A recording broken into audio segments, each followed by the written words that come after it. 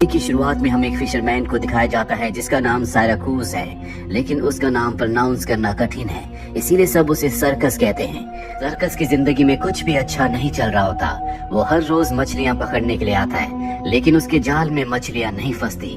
पर आज उसका जाल बहुत भारी होता है। जैसे वो जाल को ऊपर खींचता है तो देखता है कि उसमें मछलियां नहीं बल्कि एक लड़की है। वो जल्दी से लड़की को अपनी बोट पर ले आता है। वो देखता है कि लड़की की सांसें चल रही है, यानी कि वो जिंदा है। वो होश में भी आ जाती है। सर्कस कहता है कि मैं तुम्हें हॉस्पिटल ले जाता हूँ। वो लड़की साफ साफ मना कर देती है।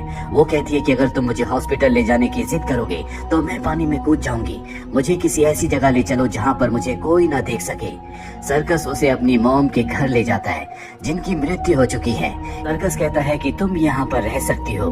वो उसे अपना खाना देकर वहाँ से निकल जाता है, जिसके बाद वो अपनी वाइफ के घर आता है। दरअसल उसका डिवोर्स हो चुका है। उसकी एक बेटी भी है जिसका नाम एनी है।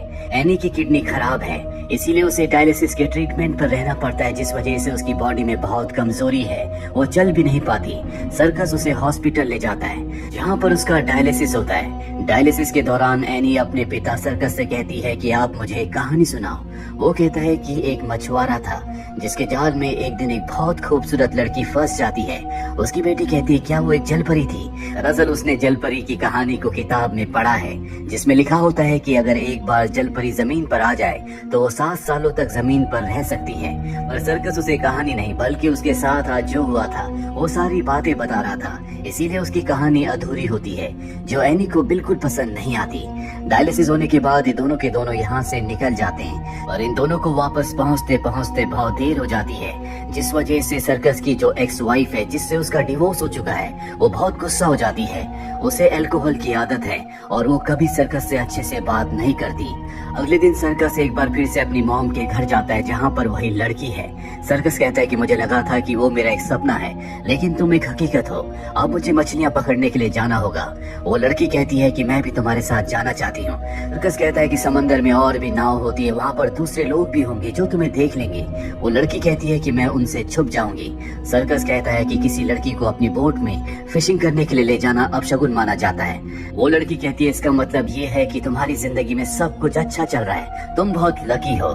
लेकिन ऐसा नहीं होता। सर्कस की जिंदगी में कुछ भी अच्छा नहीं है। उसके जाल में तो मछलियां तक नहीं फंसती, इसीलिए वो उस लड़की को अपनी बोट पर ले जाता है। यहाँ पर सर्कस उससे उसका नाम पूछता है। दरअसल वो अपनी याददाश्त खोने का नाटक कर रही होती है, पर आज वो कहती है कि तुम मुझे ऑन्डीन कहकर बुला सकते हो। और इसके बाद वो गाना गाना शुरू कर देती है और उसके गाना गाने के बाद सर्कस के जाल में बहुत सारी बहुत बेशकीमती मछलियां फंस जाती है, जिससे सर्कस बहुत खुश हो जाता है। वो ऑन्डीन से कहता है कि इन्हें बेचने के लिए तुम मेरे साथ चल सकती हो। इसका जो भी फायदा होगा मैं उसका एक परसेंटेज तुम्हें दूंगा। तुम हर रोज मेरे साथ आ सकती हो। ऑन्डीन कहती कि नहीं, मुझे किसी से मिलना अच्छा नहीं लगता सिवाय तुम्हारे। दरअसल ऑन्डीन को पता है कि सर्कस एक अच्छा इंसान है। इसके बाद सर्कस मार्केट जाता है जहाँ पर वो मछलियों को बेचकर पैसे कमाता है और अब वो ऑन्डीन के लिए कपड़े खरीदता है। जिसके बाद वो अपनी बेटी एनी से मिलने के लिए जाता है, जहाँ वो अपनी कहानी को कंटिन्यू करते हुए उसे बताता है कि जब भी वो लड़की जिसे फिशरमैन ने जाल से पकड़ा था अपने साथ उसे मछली पकड़ने के लिए ले जाता है तो वो गाना गाती है और उसके गाने की आवाज से बहुत सारी मछलियां फिशरमैन के जाल में फंस जाती है। एनी कहती है कि हाँ ऐसे ही होता है, वो अपने गाने के थ्रू किसी को भी अट्रैक्ट कर सकती है, मैंने किताब में पढ़ा है। एनी को पूरा यकीन होता है कि उसके डैड उसे जो भी कहानी सुना रहे हैं वो बिल्कुल सच है। इसके बाद सर्कस अपनी मॉम के घर आता है जहाँ पर वो ऑन्डीन को कपड़े देता है। जिस तरह से सर्कस उसकी केयर करता है ऑन्डीन को बहुत अच्छा लगता है। वो ऑन्डीन से पूछता है कि तुम यहाँ पर कितने दिन तक रहोगी। ऑन्डीन कहती है मैं कब तक रह सकती हूँ। सर्कस कहता है मैं चाहता हूँ कि तुम जिंदगी भर यहीं पर रहो, जो सुनकर ऑन्डीन को बहुत अच्छा लगता है। सर्कस अब चर्च जाता है जहाँ पर फादर के सामने वो कन्फेस करता है। वो उन्हें ऑन्डीन के बारे में सब कुछ बताता है, साथ ही ये भी कि आज वो उसके लिए कपड़े खरीदने के लिए गया था, लेकिन अंडर गारमेंट्स खरीदने में उसे शर्म आ रही थी, इसीलिए स्टोर से उसने अंडर गारमेंट्स को चुरा लिया था। वो ये भी कहता है कि पिछले 2 सालों से मैंने शराब को हाथ तक नहीं लगाया। 2 साल पहले तक वो बहुत ज्यादा शराब पिया करता था, लेकिन अब उसने शराब पीना छोड़ दिया है। वहीं दूसरी तरफ हमें ऑन्डीन को दिखाया जाता है जो पानी में नहा रही होती है। तभी वहाँ पर सर्कस की बेटी एनी आ जाती है। उसे पूरा यकीन था कि उसके डैड उसे जो कहानी सुनाते हैं वो सच है। वो उसे देखकर पहचान जाती है कि ये वही लड़की है। वो ऑन्डीन से पूछती है क्या तुम सच में एक जलपरी हो? क्या तुम्हारे पास मैजिकल पावर्स हैं? क्या तुम मेरी बीमारी को ठीक कर सकती हो? वो उसके हाथों को बहुत ध्यान से देख रही होती है। साथ ही वो उससे पूछती है, क्या तुमने अपने सूट को छुपा दिया है? क्योंकि मैंने किताब में पढ़ा है अगर जलपरी अपने सूट को कहीं छुपा दे तो वो 7 सालों तक जमीन पर रह सकती है। ऑन्डिन उसकी बात का कोई जवाब नहीं देती, बस वो उसे देखकर मुस्कुरा रही होती है। वहीं हमें इस टाउन में एक आदमी को दिखाया जाता है जो यहाँ पर ऑन्डिन को ढूंढने के लिए आया है, पर उसे नहीं पता कि ऑन्डिन कहाँ पर है। सर्कस को भी कहीं न कहीं ऐसा लगता है कि हो सकता है कि ऑन्डिन एक जलपरी हो। अगले दिन एक बार फिर से वो ऑन्डिन को अपने साथ मछलियां पकड़ने के लिए अपनी बोट पर लेकर जाता है। ऑन्डिन एक बार फिर से उसी गाने को गाती है और आज एक बार फिर से उसके जाल में बहुत सारी मछलियां फंस जाती है, जिससे वो बहुत खुश हो जाता है। यहाँ पर सी कोस्ट गार्ड भी होते हैं जो उसकी बोट पर चेकिंग करने के लिए आते हैं। हालांकि ऑन्डिन उन्हें देखकर छुप गई होती है क्योंकि वो किसी भी दूसरे इंसान के सामने नहीं जाना चाहती, लेकिन सी कोस्ट गार्ड उसे देख लेते हैं और अब वो सर्कस से पूछते हैं कि ये कौन है। वो कहता है कि ये मेरी लवर है, हम दोनों एक दूसरे से बहुत प्यार करते हैं। ये बात वो ऑन्डिन से पूछते हैं। ऑन्डिन कहती है कि हाँ, सर्कस जो कह रहा है वो सच है। इसके बाद वो सी कोस्ट गार्ड वहाँ से चले जाते हैं और अब सर्कस ऑन्डिन से कहता है कि तुम्हारे छुपने का कोई फायदा नहीं है, ये बहुत छोटा सा टाउन है, ये सबको बता देंगे कि मेरी बोट पर एक लड़की थी। इसके बाद ये दोनों के दोनों सिटी में जाते हैं जहाँ हर कोई ऑन्डिन को देख रहा होता है क्योंकि वो बहुत सुंदर है, जिस बात का एहसास ऑन्डिन को नहीं था। सर्कस कहता है कि तुम सच में बहुत सुंदर हो, जो बात सुनकर उसे बहुत अच्छा लगता है। इसके बाद ये दोनों एनी से भी मिलते हैं। एनी कहती है कि पहले मैं ऑन्डिन से मिल चुकी हूँ और अब ऑन्डिन और एनी की अच्छी दोस्ती हो जाती है। ऑन्डिन एनी से कहती है कि तुम स्विमिंग क्यों नहीं करती। ऑन्डिन को एनी बताती है कि मुझे पानी से डर लगता है, लेकिन अगर मैं तुम्हारे साथ पानी में जाऊंगी तो शायद मुझे डर ना लगे। जिसके बाद उसे पानी में ले जाकर स्विमिंग सिखाती है और तभी ऑन्डिन के पैर से कुछ टकराता है। वो नीचे जाकर देखती है जहाँ पर एक जाल होता है। ऐसा लगता है कि ऑन्डिन को इसी की तलाश थी।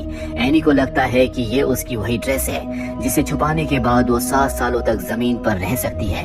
दरअसल एनी को पूरा यकीन होता है कि ऑन्डिन एक जलपरी है। वो कहती है कि तुम इसे जमीन में कहीं दफना दो, इसके बाद तुम 7 सालों तक यहाँ पर रह सकती हो। ये दोनों के दोनों जमीन में गड्ढा करके उस जाल को दफना देते हैं। ऑन्डिन कहती है कि इस बारे में कभी किसी को कुछ मत बताना। और अब शहर में एक कंपटीशन होता है जिसे देखने के लिए ऑन्डिन जाती है। वहाँ पर वो अनजान आदमी भी होता है जो यहाँ पर ऑन्डिन को ढूंढ रहा है। दरअसल ये उसका हस्बैंड है। वही हमें एनी को दिखाया जाता है जिसे पूरा यकीन है कि ऑन्डिन उसे ठीक कर सकती है, वो उसे बचा सकती है। इसीलिए जानबूझकर उसकी शक्तियों को टेस्ट करने के लिए वो बोट से पानी में कूद जाती है। ऑन्डिन भी उसे बचाने के लिए पानी में कूद जाती है। वो उसे बचाकर ऊपर ले आती है। सर्कस ने सब कुछ देख लिया होता है और अब सर्कस जब उसे अपनी एक्स वाइफ के घर पर छोड़ने जाता है तो वो उसे बहुत उल्टा सीधा कहती है।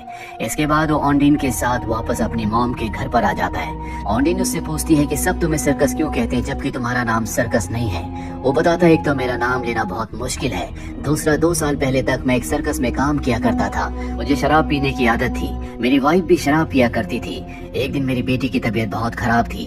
मेरी वाइफ होश में नहीं थी क्योंकि उसने बहुत ज्यादा शराब पी रखी थी और मैं भी नशे में था। उस दिन मैंने फैसला किया कि आज के बाद मैं शराब नहीं पीऊंगा ताकि मैं अपनी बेटी का टेक केयर कर पाऊं। लेकिन मेरी बेटी की कस्टडी मुझे कभी नहीं मिली क्योंकि मेरे पास पैसे नहीं है। मैं सिर्फ एक फिशरमैन हूँ। वो बहुत ज्यादा इमोशनल हो जाता है। ऑन्डिन उसके पास आ जाती है और ये दोनों इंटीमेट हो जाते हैं। दरअसल अब ये दोनों एक दूसरे से प्यार करते हैं। ये ऑन्डिन का हस्बैंड जो उसे पूरे शहर में ढूंढ रहा होता है, एक दिन वो सर्कस के पास पहुंच जाता है। वो सर्कस से ऑन्डिन के बारे में पूछता है पर वो उसे ऑन्डिन का पता नहीं बताता, पर किसी तरह से वो उसकी मॉम के घर पहुंच जाता है। ऑन्डिन जब अपने हस्बैंड को वहाँ पर देखती है तो पीछे के रास्ते वहाँ से भाग जाती है। कुछ देर के बाद सर्कस वहाँ पर आता है। वो देखता है कि ऑन्डिन घर पर नहीं है। वो उसे चारों तरफ ढूंढता है लेकिन ऑन्डिन उसे कहीं नहीं दिखती। जिसके बाद वो नदी के किनारे जाता है जहाँ पर ऑन्डिन बैठी हुई होती है। ऑन्डिन उसे कहती है कि मेरा हस्बैंड मुझे लेने के लिए आ चुका है। काश मैं हमेशा यहाँ तुम्हारे पास रह सकती, काश मैं तुम्हारी बेटी की बीमारी को ठीक कर सकती। वो कहता है मैं चाहता हूँ कि तुम हमेशा यहीं पर हो। दूसरी तरफ ऑन्डिन के हस्बैंड को दिखाया जाता है जो बहुत ज्यादा गुस्से में होता है। गुस्से में वो ड्राइव कर रहा होता है और उसकी कार एक दूसरी कार से टकरा जाती है। कार सर्कस की एक्स वाइफ और उसके हस्बैंड की होती है, उनके साथ एनी भी होती है। दरअसल सर्कस की वाइफ ने और उसकी वाइफ के नए हस्बैंड ने बहुत ज्यादा शराब पी रखी थी। एक्सीडेंट में सर्कस की एक्स वाइफ के हस्बैंड की मृत्यु हो जाती है, जबकि ऑन्डिन का हस्बैंड और सर्कस की वाइफ बहुत बुरी तरह से इंजर्ड हो जाते हैं। उन्हें हॉस्पिटल में एडमिट किया जाता है। यहाँ पर सर्कस और ऑन्डिन भी पहुंच जाते हैं। डॉक्टर बताते हैं कि तुम्हारी एक्स वाइफ का जो हस्बैंड था उसकी मृत्यु हो चुकी है। वो एक डोनर था और उसकी किडनी तुम्हारी बेटी से मैच करती है। हम ऑपरेशन करके उसकी किडनी को ट्रांसप्लांट कर सकते हैं। वही हमें ऑन्डीन के हस्बैंड को दिखाया जाता है, जो ऑन्डीन के पास जाता है और कहता है कि हमें यहाँ से वापस जाना चाहिए, हम इस जगह से बिलोंग नहीं करते। पर ऑन्डीन मना कर देती है। वो कहती है कि अब मैं यहीं पर रहूंगी। अगले दिन हमें दिखाया जाता है जहाँ पर सर्कस की एक्स वाइफ अपने हस्बैंड की राख को पानी में बहा रही होती है। वो कहती है कि मैं अपने हस्बैंड की मौत से पूरी तरह से टूट चुकी हूँ। उसकी मृत्यु का कारण मैं हूँ, क्योंकि मैं शराब पी गाड़ी चला रही थी। मेरी वजह से एक्सीडेंट हुआ है, तुम एनी को अपने पास रख सकते हो, लेकिन मेरी एक ही शर्त है कि तुम ऑन्डीन से दूर रहोगे। अगर तुमने ऑन्डीन को अपने साथ रखा तो मैं अपनी बेटी को वापस ले जाऊंगी। सर्कस को कुछ समझ नहीं आता कि उसे क्या करना चाहिए, क्योंकि वो ऑन्डीन से बहुत प्यार करता है, साथ ही वो अपनी बेटी की केयर भी करना चाहता है। इसके बाद उसकी एक्स वाइफ उसे अपने साथ ड्रिंक करने के लिए कहती है। सर्कस मना नहीं कर पाता। आज 2 सालों के बाद उसने ड्रिंक की है। ड्रिंक करने के बाद वो अपनी मॉम के घर जाता है जहाँ पर ऑन्डीन है। वो ऑन्डीन से कहता है कि तुम्हें अब जाना होगा, तुम यहाँ से बिलोंग नहीं करती, और वो उसे जबरदस्ती एक आइलैंड पर ले जाता है। हालांकि वो ऐसा नहीं करना चाहता। ऐसा करते हुए उसे बहुत दुख हो रहा होता है, लेकिन शायद अब उसके पास कोई ऑप्शन नहीं है। वो ऑन्डीन को उस आइलैंड पर छोड़कर आ जाता है। रात वो एक पेड़ पर ही सो जाता है। सुबह वहाँ से प्रीस्ट गुजर रहा होता है, जो सर्कस को देख लेता है। सर्कस के बारे में उसे सब कुछ पता है, क्योंकि सब कुछ सर्कस उसके आगे कन्फेस करता है। वो सर्कस से कहता है कि दुखी रहना बहुत आसान है, खुश रहने के लिए फाइट करनी पड़ती है, और अगर तुम खुश रहना चाहते हो तो तुम्हें अपनी जिंदगी में फाइट करनी होगी। और इस वक्त सर्कस को कुछ समझ नहीं आ रहा होता। अगली सुबह जब उसकी बेटी टीवी देख रही होती है, तभी टीवी पर एक सिंगर आता है जो गाना गाता है, और ये वही गाना होता है जो ऑन्डीन गाया करती थी।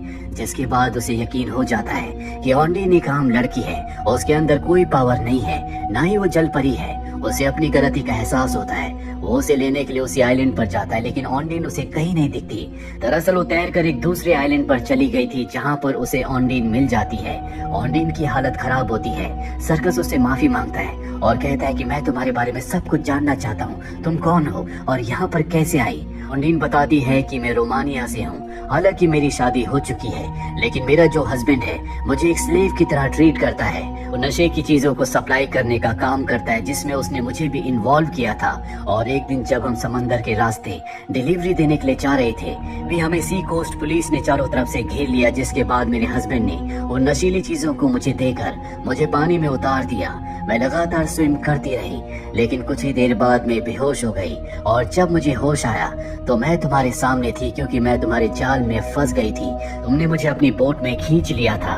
सर्कस को ऑन्डीन के लिए बहुत बुरा लगता है। वो तय कर लेता है कि अब वो हमेशा ऑन्डीन के साथ ही रहेगा।